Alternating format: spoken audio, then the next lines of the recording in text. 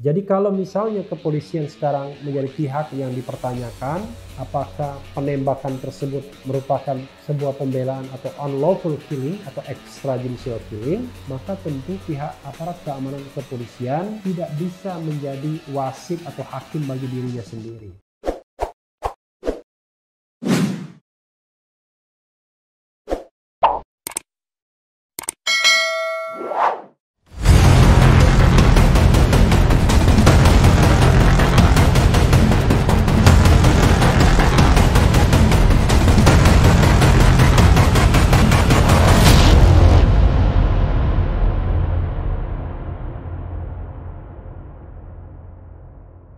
Assalamualaikum warahmatullahi wabarakatuh, Sobat RH sekalian. Jumpa lagi kita di channel yang keren ini, Keren Cadas. Walaupun libur, kita masih mencari berita-berita yang hangat ya. Berita-berita yang untuk mengingatkan kepada kita bahwa banyak kejadian yang belum selesai atau belum clear, belum jelas bagaimana informasi atau duduk soal sebenarnya. Ya, salah satunya soal Laskar FPI tentunya ya. 6 Laskar FPI yang meregang nyawa, yang tewas di kilometer 50 jalan tol Jakarta Cikampek. Dan ini ada berita dari Republika ya, yang menyebut bahwa otopsi Laskar FPI dinilai berpotensi tak netral. Kadang-kadang otopsi, kadang-kadang autopsi ya. Kepolisian membuka serta memaparkan barang bukti yang sudah disita oleh penyidik. Jakarta, otopsi 6 jenazah Laskar Front Pembela Islam FPI yang dilakukan oleh tim dokter forensik di Rumah Sakit Polri Kramat Jati, Jakarta Timur dianggap tak netral. Selain karena tak ada izin dari pihak keluarga, pemeriksaan jasad korban penembakan polisi di tol Japek kilometer 50 tersebut berpotensi menghasilkan kesimpulan yang bias dan melanggar prinsip-prinsip etika forensik. Ketua Perhimpunan Dokter Forensik PDFI Jawa Barat, Dr. Cevi Sayusman menerangkan, otopsi atau pemeriksaan jasad mati adalah sarana ilmiah dalam sistem investigasi kematian. Menurut dia, otopsi dalam investigasi kematian tak sama dengan proses penegakan hukum. Bahkan kata dia, otopsi dalam investigasi kematian diharuskan terpisah dengan proses penegakan hukum.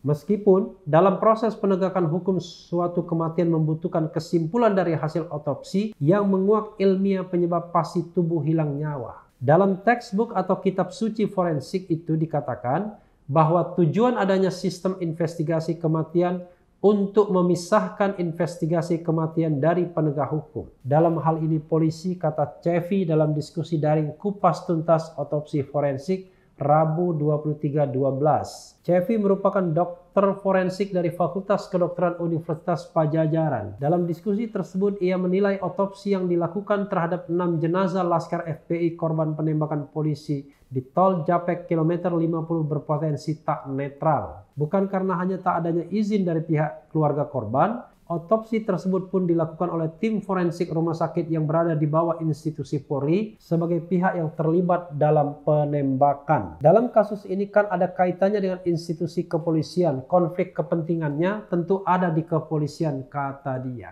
Menurut Cevi, semestinya kepolisian dapat meminta izin dari keluarga untuk tetap dapat dilakukan otopsi. Akan tetapi, dengan menawarkan otopsi dilakukan oleh tim forensik yang disetujui oleh pihak keluarga. Seharusnya, investigator untuk melakukan otopsi ini seharusnya dari pihak yang netral. Dalam hal ini, mungkin otoritas yang disetujui oleh keluarga. Seharusnya seperti itu. Dari sisi prinsip, sisi etika, dari sisi aturan, seharusnya itu yang dikedepankan, kata Cevi. Ya, Sobat RH sekalian, karena keluarga lah yang paling berkepentingan atas hasil otopsi sesungguhnya ya. Apalagi sampai sekarang tidak jelas. Kalau dikatakan misalnya dia korban pembunuhan atau korban penembakan, korban pembantaian dan lain sebagainya, sampai sekarang tidak jelas siapa yang dijadikan tersangka misalnya. Karena menurut dia, selain melanggar prinsip profesionalitas forensik, otopsi yang dilakukan otoritas terlibat kematian tersebut akan menghasilkan kesimpulan yang berpotensi bias. Karena yang paling dirugikan dalam kasus ini tentu saja polisi sendiri.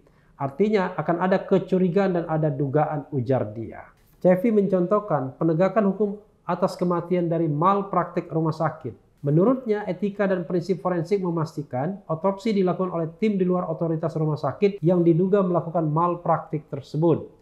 Kalau yang memeriksanya otopsi adalah pihak rumah sakit itu sendiri, bagaimana bisa dipercaya oleh pihak lainnya, kata CFV. Sebab itu ia menyarankan agar dalam penegakan hukum atas satu kematian yang membutuhkan kesimpulan ahli otopsi, seharusnya dengan mengandalkan investigator penyebab kematian yang tak ada kaitannya dengan otoritas penegakan hukum. 6 anggota Laskar FPI ditembak mati oleh anggota kepolisian di tol Japek kilometer 50 saat menghalau upaya pengintaian Habib Rizik Syihab Senin 7/12 dini hari. Sekretaris Umum DPP FPI Munarman pernah mengatakan dari hasil observasi jenazah langsung saat dimandikan terdapat 19 luka lubang yang diduga bekas peluru tajam pada semua jenazah. Sementara tim forensik mengatakan 18 lubang, ya kurang lebih ya. Luka tembaknya ini semua mengarah ke bagian jantung korban dan lebih dari satu tembakan. Satu orang minimal 2 tembakan. Ada yang 3, ada yang 4 tembakan dan semua tembakan itu setelah kita lihat secara fisiknya, kita melihat di bagian dada, di jantung, kata Munarman. Tak cuma bekas lubang peluru, Munarman juga mengatakan kondisi 6 jenazah yang tampak mengalami lebam-lebam yang diduga bekas penyiksaan, seperti terkelupasnya lapisan kulit dan pembengkakan di bagian kemaluan dan wajah beberapa jenazah. Ke-6 jenazah korban penembakan tersebut setelah insiden sempat dibawa ke Rumah Sakit Polri, Kramat Jati. Pihak keluarga tak diizinkan mengambil langsung 6 jenazah itu lantaran kepolisian menghendaki otopsi. Akan tetapi keluarga tak memberikan izin, namun kepolisian tetap meminta tim forensik Rumah Sakit Polri melakukan otopsi. Setelah tim dokter forensik kepolisian melakukan otopsi, pada Selasa 8.12 malam, pihak keluarga baru dibolehkan membawa pulang jenazah untuk dimakamkan pada Rabu 9.12. Direktur Tindak Pidana Umum Barreskrim Polri Brigjen Andi Rian Rabu pernah menjelaskan otopsi 6 jenazah Laskar FPI di Rumah Sakit Polri tetap dilakukan meski tanpa izin keluarga. Karena menurut dia otopsi tersebut dilakukan untuk proses penyelidikan dan penyidikan insiden penembakan tersebut. Andi Rian meyakinkan penyidikan diperlukan karena penembakan yang dilakukan anggota kepolisian atas respons serangan yang dilakukan Laskar FPI. Menurut dia, para laskar pengawal Habib Rizik sebelum aksi mematikan itu melakukan penyerangan dengan menggunakan senjata tajam dan senjata api terhadap anggota kepolisian. Dugaan serangan terhadap anggota kepolisian tersebut yang menurut Kabareskrim Komjen Listio Sigit Prabowo dikuatkan dengan hasil otopsi Rumah Sakit Polri atas temuan jelaga bubuk mesiu yang berserak di tangan beberapa jenazah. Ampun dah. Ditemukan penggunaan senjata api dengan didapat jelaga di tangan pelaku jenazah Laskar FPI, kata Listio Sigit Kamis 10.12. Keterangan. Sementara Komnas HAM meminta keterangan Direktorat Tindak Pidana Umum Barreskrim Polri terkait peristiwa meninggalnya 6 Laskar Front Pembela Islam FPI pada Rabu 23.12. Tim penyelidikan Komnas HAM memeriksa barang bukti yang diamankan kepolisian dalam kasus yang terjadi di KM 50 Tol Jakarta Cikampek itu. Ketua Tim Penyelidikan Komnas HAM Hoirul Anam menuturkan dalam pemeriksaan kali ini pihaknya mengecek semua barang bukti yang dibawa kepolisian. Barang bukti diperiksa dengan detail selama sekitar 6 jam. Kami mengecek semua barang bukti, handphone, senjata api, dan senjata tajam. Kami lihat detail bahkan dengan berbagai cara tanpa menghilangkan bentuk dan sebagainya. Soal barang bukti itu kami bisa melihatnya dengan sangat-sangat detail, kata Anam di gedung Komnas HAM Rabu 23.12.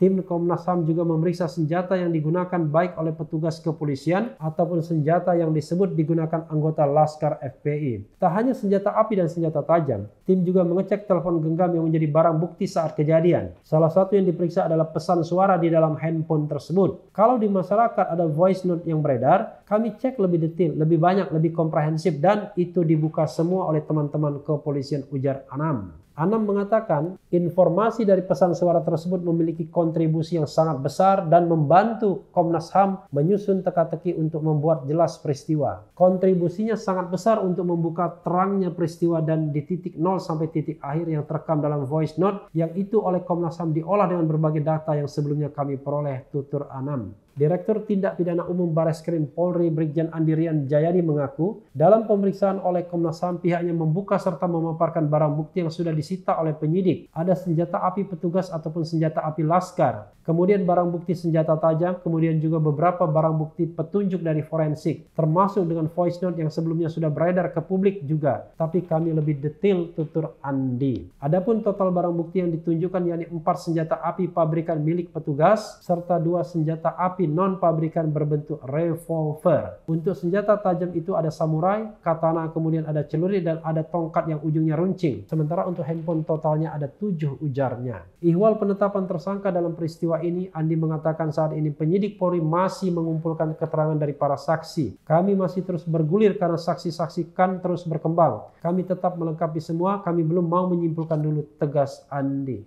Ya, sobat RH sekalian, tentunya kita menunggu ya hasil dari Komnas HAM dan hasil dari Mabes Polri.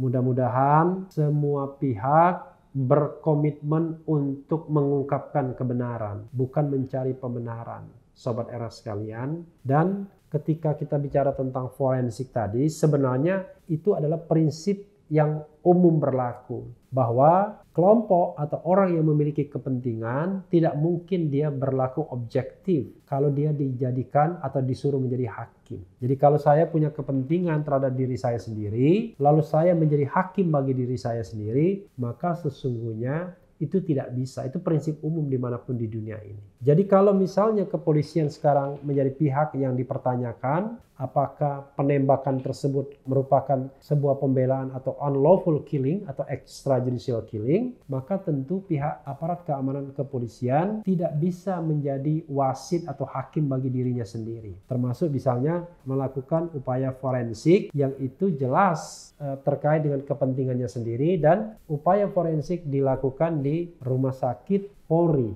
di bawah naungan kepolisian sendiri. Jadi ini prinsip umum sobat era sekalian, dan memang tidak boleh menjadi hakim bagi diri sendiri kalaupun kita melihat bahwa institusi tersebut memiliki kewenangan. Itulah sebabnya misalnya dalam investigasi itu sering diundang yang namanya penyelidik atau penyidik independen. Dalam konteks pelanggaran HAM misalnya, saya ulangi bahwa Kontras misalnya sudah mengatakan bahwa ini diduga pelanggaran HAM, maka Komnas HAM sebagai penyelidik bisa merekrut tenaga-tenaga penyelidik independen untuk menguak kasus ini. Demikian juga Jaksa Agung bisa mengundang, bisa merekrut penyidik-penyidik independen untuk menyidik kasus ini dari mulai penyidikan sampai nanti kemudian penuntutan. Ya, dalam proses impeachment di Amerika Serikat juga ditunjuk oleh otoritas yaitu jaksa independen. Waktu itu terkenal Kenneth Starr untuk melakukan proses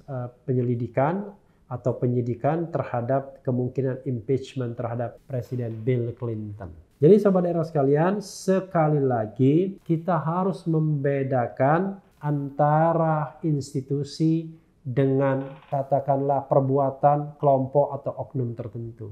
Institusi harus tetap diselamatkan, tapi tentu kita tidak boleh melindungi perbuatan-perbuatan yang salah, apalagi sampai mengorbankan secara keseluruhan institusi. Apalagi sampai membuat gaduh serepublik ini, membuat keruh air kolamnya sehingga semua pihak bisa menjadi korban karena ketidaktransparan proses ini. Nah, mudah-mudahan ini bisa dijawab secara tuntas oleh Komnas HAM sehingga kita bisa berpegang pada informasi yang barangkali kita anggap jauh lebih kredibel, jauh lebih membuat kita percaya, lebih trusted. Mudah-mudahan semuanya baik, sobat era sekalian. Akhir tahun ini kita berdoa agar 2021 menjadi tahun yang lebih baik dari kita. Corona bisa berlalu, kasus Laskar FPI ini bisa dibuat terang, dan siapapun yang membuat kesalahan, apalagi kejahatan, harus mendapatkan proses hukum yang betul-betul fair agar mendapatkan hukuman yang setimpal dengan perbuatannya.